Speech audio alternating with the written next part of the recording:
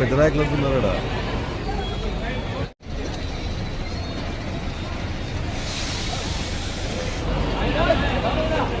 పెద్ద నాయకులు అంటున్నారా?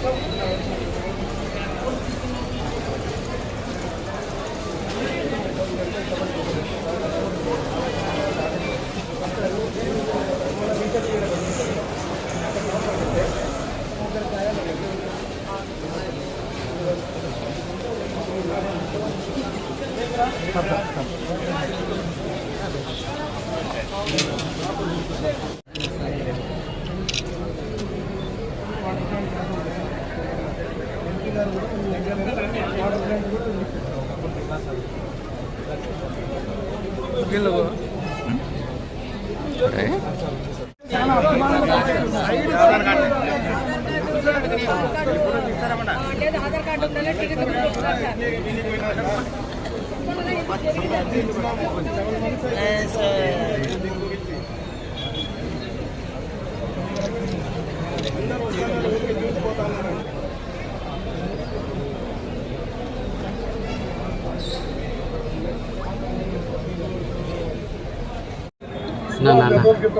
ప్రారంభమైనటువంటి శ్రీశక్తి పథకం ఎలా నడుస్తుందని చెప్పి రాష్ట్రం అంతా కూడా పర్యటిస్తూ చూస్తున్నాము. అమలు తీరు ఎలా ఉంది, తీరుతేనే ఎలా ఉంది, అదేవిధంగా ఇంకేదైనా సౌకర్యాలు చేయాలని ఉద్దేశంతో రావడం జరిగింది. ముఖ్యంగా గుత్తి డిపో బస్ స్టేషన్ రావడం జరిగింది. కొంతకాలం క్రితమే మా అధికారులు గుత్తి బస్ స్టేషన్ యొక్క పరిస్థితి బాగాలేదు, దీన్ని కొన్ని మరమ్మతులు చేయాలని చెప్పారు. మరమ్మతులు చేస్తే ఎంత అవుతుంది, లేకపోతే అసలు చాలా పాతపడిపోయింది కాబట్టి మళ్ళీ కొత్తగా నిర్మిస్తే ఎలా ఉంటుందని పరిశీలించడం జరిగింది. ఇవాళ నేను స్వయంగా చూశాను. మొన్న మధ్య ఒకసారి పైనుంచి పెచ్చులు పడ్డేసి కొంతమందికి గాయాలని నేను కూడా చెప్పారు. అదేవిధంగా ఇక్కడ పరిస్థితి చూస్తే కొంచెం ఖచ్చితంగా దీనికి శ్రద్ధ పెట్టాల్సిన అవసరం ఉంది అన్న విషయం నాకు అర్థమైంది. మా ఆలోచన ఏంటంటే వీలైనంత త్వరలో ఈ బస్ స్టేషన్ మొత్తం తీసేసి కొత్త బస్ స్టేషన్ కట్టాలి. అది ఎలాగా కట్టాలనేది మాకు కొన్ని పక్క రాష్ట్రాల్లో అయితే మన రాష్ట్రంలో కొన్ని చోట్ల కొంచెం తక్కువ ఖర్చుతో మంచి సదుపాయాల విధంగా బస్ స్టేషన్ కట్టాలి.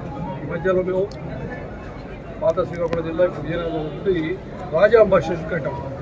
ఆ మోడల్లో కట్టినట్లయితే కొంచెం ఖర్చు తగ్గుతుంది కానీ బట్ చాలా గట్టిగా ఉంటుంది. కర్ణాటకలో తమిళనాడులో విధంగా కట్టి కొంచెం బస్ స్టేషన్ తయారవుతుంది. ఆ మోడల్లో తయారు చేద్దాం అనుకుంటాము. దీనికి ఎస్టిమేట్స్ అయితే తయారు చేస్తాము. వీలైనంత త్వరలో ఈ బస్ స్టేషన్ స్టార్ట్ చేయడం, కంప్లీట్ చేయడం జరుగుతుంది. అప్పుడు ఈ ఉన్న లో లయింగ్ ఏరియా అనే ప్రాబ్లం పోతుంది. అంటే ముందు హైట్ రైజ్ చేస్తాము. అదేవిధంగా కొంత అక్కడ మున్సిపల్ ఏరియా లాగా కొంచెం ప్రాంతం అది ఉంది, అదంతా కూడా పోతుంది.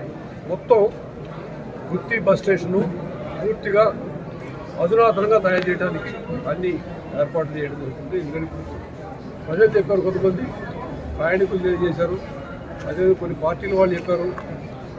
సిపిఐ పార్టీ అయితేనేమి, తెలుగుదేశం పార్టీ వాళ్ళు చెప్పడం జరిగింది. అవన్నీ పరిగణలో తీసుకొని అధునాతంగా బస్ స్టేషన్ కట్టడం ఒకటి. రెండవది, ఇక్కడ కొన్ని సర్వీసెస్ కూడా తక్కువ ఉన్నాయని చెప్పారు. వాటికి సంబంధించి కూడా ఈ బస్ స్టేషన్ అయిపోతుండగానే కొన్ని ఎక్స్ట్రా సర్వీసులు పెట్టి, ఎందుకంటే ఎక్స్ట్రా సర్వీస్ వచ్చే కొద్ది మాకు ఇక్కడ కమర్షియల్ ఆదాయంగా ఏదైనా పెరిగే అవకాశం ఉంది. ఈ బస్ స్టేషన్తో పాటు కొంత కమర్షియల్ ఆదాయం వచ్చేందుకు చేసినట్లయితే మేము ప్రస్తుతం ఏదో ఆలోచిస్తుంటే పూర్తిగా బస్ స్టేషన్ని ఒక 20 సంవత్సరాలు 30 సంవత్సరాలకు మోడర్న్గా కట్టేసి దానికి సంబంధించినటువంటి కమర్షియల్ ఆదాయమే దాంతో ఖర్చు వచ్చే విధంగా చూడాలి. పీపీపీ మోడల్ కట్టాలని ఒక ఆలోచన ఉంది. రెండవది ఏంటంటే, ఎక్కడైనా మేము గుత్తి బస్ స్టేషన్ అయితే మా ఖర్చుతో మేము కట్టేస్తాం. ఆ పెట్టిన ఖర్చు మాకు ఒక 3 సంవత్సరాలైనా పెరిగి రావాలి. ఆ విధంగా కమర్షియల్ ఆదాయం పెంచుకుంటాము. కమర్షియల్ ఆదాయం పెరుగుతుంది, అదేవిధంగా బస్ స్టేషన్లో ఉంటుంది. ప్రజలకి మెరుగైన సౌకర్యాలు వస్తాయి. అంటే బస్ స్టేషన్లో వైఫై కానీ ఇంకోటి కానీ అన్నీ వచ్చేస్తాయి. సో ఎయిర్పోర్ట్ లాగా, ఎయిర్పోర్ట్ అంతా కాకపోయినా ఒక మంచి రైల్వే స్టేషన్, ఒక చిన్న తరహా రైల్వే స్టేషన్, ఒక ఎయిర్పోర్ట్ లాగా ఒక విధంగా తయారు చేస్తుంది. సార్ 1976లో కట్టినటువంటి బస్ స్టాండ్ 50 ఏళ్ళు పూర్తి అయిపోయింది, శిథిలావస్థకు చేరుకుంది. గతంలో 52 ఉన్న బస్సుల్ని 26కు చేర్చారు. అందులో ప్యాసింజర్ బస్సులు అధికంగా ఉన్నాయి. కొన్ని హైదరాబాద్ అయితేనేవి బెంగళూరు, చెన్నై ప్రాంతాలు బస్సులు తగ్గించి పారేశారు. ఈ విషయంలో ప్రజలు ఆందోళన వ్యక్తం చేస్తున్నారు. అంతేకాకుండా రెగ్యులర్ డిఎం లేకపోవడం వల్ల కూడా కార్మికులు అయితేనేమి అందరూ కూడా వ్యవస్థలు గురవుతున్నారు. దీని మీద మీరు మర్చిపోతాను, ఒకటి చెప్తాను. నెంబర్ 1, నేను నిన్న ఈ సమయానికి గుంటూరు జిల్లా రేపల్లి బస్ స్టేషన్ ఉన్నా. 1962లో పెట్టిన డిపో అది. అప్పుడు పెట్టిన బస్ స్టేషన్ బ్రహ్మాండంగా ఉంది. కాబట్టి 76, 62 ఇంపార్టెంట్ కాదు, మెయింటెనెన్స్ సరిగ్గా చేసుకోవడం పోవడం వల్ల ఇలా అయింది. అంత తెలియదు కాదు. 50 సంవత్సరాలు 60 సంవత్సరాలు బస్ స్టేషన్ ఉంటుంది, డెపో స్టేషన్ కాదు, ఉండాలి. ఉండే విధంగా కట్టాలి. శిథిలం అయిపోయింది కదా సార్. అదే అందుకే చెప్తున్నా, అందుకే మారుస్తాం. ఇక్కడ మెయింటెనెన్స్ లేక ఇలా అయింది.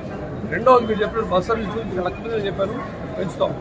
మూడవది ఇంకేదో అన్నారు మీరు, depot sir, regular DM sir, regular DM satellite డిపోగా ఉంది సార్. ఇక్కడే కాదు, ఎక్కడెక్కడైతే ప్రమోషన్ ఇవ్వాల్సిందో అక్కడ ఇచ్చాము. వాటి రెగ్యులర్ చేస్తుంది, వాటి రెగ్యులర్ చేసేసి వాళ్ళు కూడా ఉన్నది రెగ్యులర్ డిఎం జరుగుతుంది.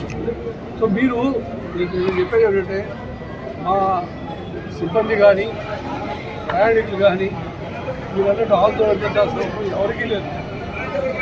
ప్రయాణికులకి మెరుగైన సేవలు అందిస్తూ ఆ విధంగా చేయడం వల్ల మాకు కొంచెం బస్ స్టేషన్లకు సంబంధించి bus stand RTC, APSRTC rating కూడా పెరుగుతుంది. దాని నుంచి మేము కృషి చేస్తున్నాం. ప్రతి బస్ స్టేషన్ కూడా మీకు చూసారో లేదో కొత్త చైర్స్, కొత్త సీలింగ్ అది సరిపోదని మీరు అంటారు. కాబట్టి బస్ స్టేషన్ మార్చేస్తాం. ఎక్కడైతే చాలా శిథిలావస్థ ఉందో అటువంటి చోట్ల ఖచ్చితంగా బస్ స్టాండ్ అందిస్తాం. లేని పక్షంలో ఉన్న వాటికి మరమ్మతులు చేస్తాం.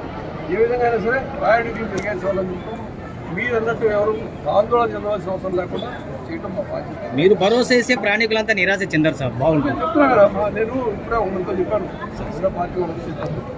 నేను మాట ఇచ్చేసి వెళ్ళిపోయాను కాదు, ఇచ్చాను అంటే చేయాలి. కాబట్టి నాకు ఇది చేసినప్పుడు మరి ప్రత్యామ్నాయంగా స్థలం ఇవ్వాలి బస్ స్టేషన్కి. దానికి మరి మీరు ఎంత పెద్దలు వచ్చి మాట్లాడారు కదా, నగర పెద్దలు, మండలి పెద్దలు మాట్లాడారు కదా, మరి ఎవరితో మాట్లాడుతున్న మాట మాకు ప్రత్యామ్నాయ స్థలం ఇప్పించాలి. సార్ టౌన్ అధ్యక్షుడు ఉన్నాడు, ఎమ్మెల్యేకి చెప్తాడు. మీరు ఎవరితో ఇస్తాను నాకు అనుకున్నాము, ఎవరితో సహకారం చేసుకోవచ్చు. ప్రత్యామ్నాయం ఉంటే బస్ స్టేషన్లో తాగాలి, అది ఆలోచన. ఓకే, మంచి అవకాశం వచ్చింది. సాక్షాత్ ఎండి గారు రావడం, ఈ గౌరవ ముఖ్యమంత్రి గారు స్త్రీ శక్తి పథకం ప్రవేశపెట్టిన తర్వాత రాష్ట్రం మొత్తం మీద మరి ఎండి గారి పర్యవేక్షణలో చాలా చక్కగా దిగ్విజయంగా ఈ కార్యక్రమం నడుస్తూ ఉంది. అలాగే 50 ఏళ్ళ పైబడిన ఈ బస్టాండ్ను కూడా కొత్తది మార్చాలనే ప్రతిపాదన పెట్టడం, ఎండి గారు వెంటనే దీన్ని ఆమోదించడం, మరి గుత్తి ప్రజల తరఫున, మరి ఆ శాసనసభ్యుల తరఫున మేము ఆయనకు ప్రత్యేక ధన్యవాదాలు తెలుపుతున్నాం. ఏది ఏమైనా ఈ రాయలసీమ వెనుకబడిన ప్రాంతానికి ఎక్కువగా మెరుగైన బస్ స్టాండ్లు అయితేనేమి, బస్సులు అయితేనేమి చేసుకోవాలనే ప్రయత్నం గౌరవ ముఖ్యమంత్రి గారు కూడా ఇప్పుడు ఈ స్త్రీశక్తి బస్సులు ఇవ్వడం ద్వారా మరి ఆర్టీసీ పైన ప్రత్యేక శ్రద్ధ పెట్టడం అయినది. ప్రతి బస్ స్టాండ్ కూడా అధునాతనంగా ఉండాలా, మౌలిక సదుపాయాలు ఉండాలా, ఇన్ఫ్రాస్ట్రక్చర్ డెవలప్ కావాలనే ముఖ్యమంత్రి గారు కూటమి ప్రభుత్వం ఆలోచిస్తుంది. కనుక ఈ కార్యక్రమంలో మరి ఎండి గారు, ఈడీలు అందరూ వచ్చి ఈ గుత్తి బస్ స్టాండ్ని పూర్తిగా కొత్త రూపం కల్పించినందుకు వారికి అందరికీ ప్రత్యేక ధన్యవాదాలు తెలుపుతున్నాను. హిట్ టీవీ యాప్, ఇందులో short news, live news, entertainment shows, movies, digital magazines తో పాటు మీ జిల్లా వార్తలను కూడా ఫ్రీగా చూడొచ్చు. ఇంకెందుకు ఆలస్యం, వెంటనే హిట్ టీవీ యాప్ ని డౌన్లోడ్ చేసుకుని ఫ్రీగా ఎంటర్టైన్మెంట్ పొందండి. Hit TV app, hit TV app, please download hit TV app. Hit TV app ని ఫ్రీగా డౌన్లోడ్ చేసుకుని ఎంజాయ్ చేయండి. మీకు నచ్చిన ఎంటర్టైన్మెంట్ కోసం హిట్ టీవీ యాప్ ని ఫ్రీగా డౌన్లోడ్ చేసుకుని ఎంజాయ్ చేయండి. హిట్ టీవీ యాప్ ని డౌన్లోడ్ చేసుకుని ఆస్వాదించండి, ఆశీర్వదించండి. ఇంతమంది సెలబ్రిటీలు హిట్ టీవీ యాప్ ని డౌన్లోడ్ చేసుకోండి అని చెప్తున్నారంటే ఎంత మంచి యాప్ ఆలోచించండి. అమెరికా అమెరికా అమెరికా అమెరికాలో చదవాలనుకునే వాళ్ళకి విశ్వసనీయమైన పేరు మన శౌర్య కన్సల్టెన్సీ. UK లో 1 year masters, UK లో 1 year masters, 2 years work permit up to 5 years visa. Contact Saurya Consultancy. Contact 89851 89851.